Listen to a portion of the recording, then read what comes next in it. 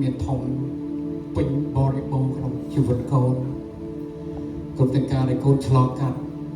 បើគ្មានម៉ាក់ក៏កូនមិនបានរស់នៅទីនេះពេលនេះមកនេះ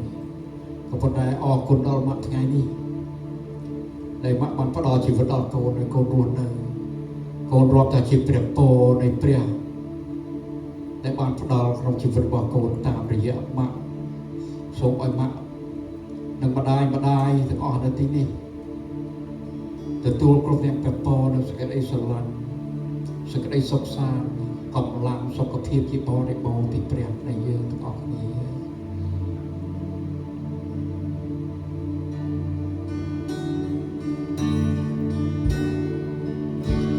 អរគុណអ្នកម្ដាយជាទីស្នេហាចាំទាំងខ្លាំងក្លាលើអស្ត្រី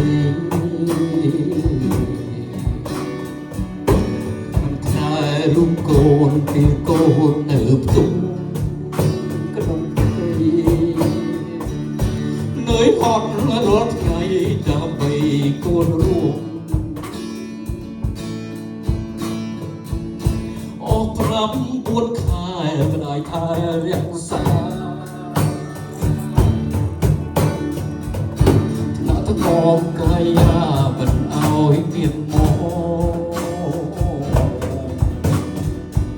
ក្តីស្រឡាញ់អ្នកម្ដាយមានធំចំពោះ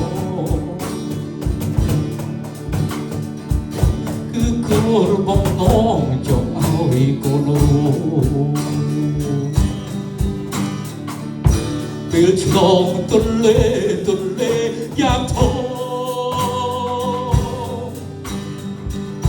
អ្នកម្ដាយបារម្ភខ្លាចកូនមានគ្រោះពេលកូនយំងាម្ដាយឲ្យមានឈ្មោះដាក់ឲ្យពីរួងឲ្យសក់មករូបកូនអរគុណហើយអរគុណអ្នកម្ដាយមិនត្រឹមរូបកាយព្រលឹងវិញ្ញាណដល់ព្រះដែលទ្រង់ប្រទានឲ្យកូនបានមានម្ដាយមួយយ៉ាងល្អពេលឆ្លងទន្លេយ៉ាងធំអ្នកម្ដាយបារម្ភខ្លាចកូនមានគ្រោះ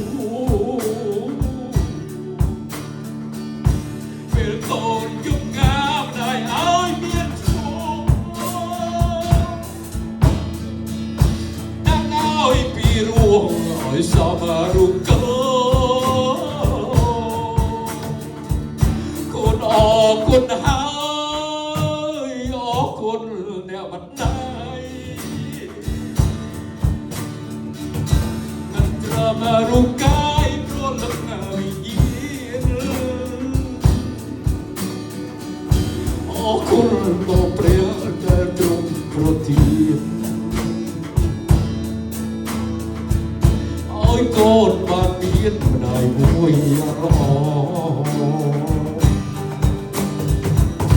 ឲ្យកូនបានមានម្ដាយមួយយ៉ាងល្អឲ្យកូនបានមានម្ដាយមួយយ៉ាងល្អ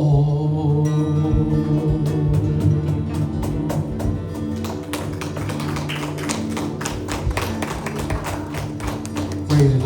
អរគុណ